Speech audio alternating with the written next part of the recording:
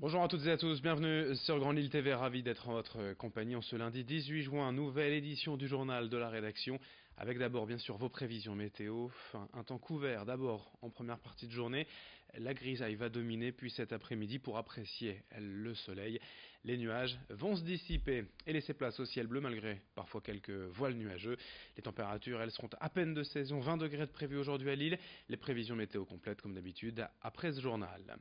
À la une de l'actualité, et tout d'abord à l'heure des premières épreuves du bac ce matin avec la sempiternelle philosophie à 8 heures. C'est aussi une nouvelle journée de grève à la SNCF et il y aura bel et bien des perturbations aujourd'hui dans la région. Un TER sur 3 en circulation, en revanche pas de difficultés ou presque sur le réseau TGV Nord, 9 trains sur 10 en circulation. Toutes les infos tout de même comme d'habitude sur ter.sncf.com et pour les bacheliers un site en ligne dédié sur sncf.com/spécial-exam au pluriel. Autre actualité en images en ce lundi, l'inauguration du square Arnaud Beltrame hier à Marcq-en-Barœul. Juste devant l'hôtel de ville, ce parc porte désormais le nom de ce militaire français mort en héros en mars dernier lors d'une attaque terroriste. Son épouse et ses beaux-parents étant originaires de Marcq, la ville avait décidé lors du dernier conseil municipal de lui rendre ainsi hommage. Sur place, la belle famille d'Arnaud Beltrame était bien sûr présente, de même que de nombreux élus, gendarmes et anciens combattants, tous réunis pour rendre un nouvel hommage à ce héros français et célébrer sa mémoire. Brieux Gorchy était sur place pour Grand Lille TV hier. On écoute le maire de Marcq-en-Barœul, Bernard Gérard. C'est un moment de partage à l'égard de tous ceux qui souffrent, au-delà du colonel Beltrame qui est un symbole si vous voulez, mais nous honorons aussi au travers de ce message que nous voulons donner tous ceux qui sont victimes de cette barbarie, de ce terrorisme et je crois que la voix du colonel Beltrame nous incite justement, et le message qui est celui du colonel Beltrame nous incite à réfléchir à comment mieux vivre ensemble, comment vivre ensemble dans notre société avec nos différences, avec notre histoire, avec nos cultures. Et tout cela est possible forcément, parce que sinon ce serait désespérant pour le monde. Et je pense que c'est le sens également de ce message. Autre actualité aujourd'hui dans un tout autre registre, la Coupe du Monde de football a donc démarré. La France a gagné son premier match. Certes, ce fut difficile et il faudra faire mieux lors des prochaines rencontres, mais pour les supporters, déjà nombreux à s'être réunis samedi midi, l'essentiel est acquis. À Tourcoing, au bar Le Chagneau, les couleurs rouges et blanches du LOSC ont laissé place au bleu, blanc, rouge de l'équipe de France. Pour l'occasion, le bar a été entièrement redécoré pour suivre comme il se doit la compétition et surtout les matchs des Bleus. L'ambiance devrait d'ailleurs aller crescendo à mesure de l'enjeu. Ici, bien sûr, tout le monde souhaite que la France aille le plus loin possible. On écoute le patron du Chagneau, Franck Defenin, au micro d'Edil Gunaï. Toute l'année, c'est décoré aux couleurs du LOSC et là, on a surtout décoré aux couleurs de la France. Et les jours des matchs de l'équipe de France, donc on fait un peu comme dans les pubs anglais, on enlève tout et c'est tout le monde debout comme au stade. Pour les autres matchs, le bar est ouvert tous les jours, même pour les matchs de 20h et tout le monde est bienvenu. Nous, ce qu'on a aménagé, c'est une grande terrasse tout au long du café qui sera là présente pendant un mois. Et surtout pour les matchs de l'équipe de France, où les personnes pourront venir passer un petit moment avant et rester après le match, où ils pourront se restaurer, il y aura de la musique, on va organiser des petits jeux concours, des quiz avec des petits gadgets à gagner. En bref, deux infos à vous donner. À Ronchin, tout d'abord, ce vendredi vers 17h, deux policiers à moto ont percuté une voiture rue Chaland alors qu'ils poursuivaient un scooter en plein rodéo sauvage. Légèrement blessés, ils ont été pris en charge par les secours et conduits à l'hôpital.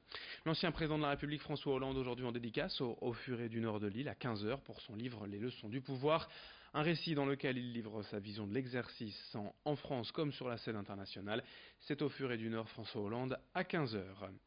Dans cette édition également, une solution est écolo pour les étudiants en quête de meubles pour équiper leur prochain appartement. Des étudiants lillois de la Cato viennent de créer l'association Campus Market basée sur le principe de l'économie circulaire. Ils récupèrent gratuitement et à domicile les meubles de ceux ayant terminé leurs études et en passe de quitter l'île. Ces équipements sont ensuite stockés et revendus à prix très bas à l'approche de la rentrée aux nouveaux étudiants qui arrivent. L'objectif est non seulement d'offrir de quoi aménager son intérieur à moindre coût, mais aussi de lutter contre les dépôts sauvages, car trop souvent les meubles sont abandonnés à même le trottoir. Toutes les informations sur la page Facebook de Campus Market avant une grande vente organisée en septembre à Lille et à Roubaix. Explication au micro d'Edil Gunaï. Les bénéfices donc, ils vont permettre de continuer notre action, de l'étendre en pouvant en achetant par exemple des chariots vélos qui vont permettre d'avoir une plus grande action et de se développer même sur d'autres campus. Il y a aussi 10% qu'on garde pour une association qui s'appelle les planteurs volontaires qui plantent des arbres dans la région. Et en fait c'était la symbolique aussi de montrer que les meubles c'est des ressources. Donc non seulement on évite d'en consommer des nouvelles en privilégiant l'occasion, mais en plus on replante des arbres directement dans la région Hauts-de-France qu'on a bien besoin parce que c'est une des régions les moins boisées de France. Dans ce journal également d'autres images d'un événement dans la métropole lilloise. C'était la bénédiction des animaux à Chéran ce week-end. Vous voyez ici le prêtre Nicolas Duquesne qui célèbre la fête de Saint-François d'Assise en bénissant toutes sortes d'animaux. Près de 600 personnes sont venues faire bénir leurs petites bêtes, des poneys, des lapins, des chats, une majorité de chiens. Le prêtre ne fait aucune distinction et après la messe dominicale auprès de ses fidèles, il a aspergé d'eau bénite tous ces animaux.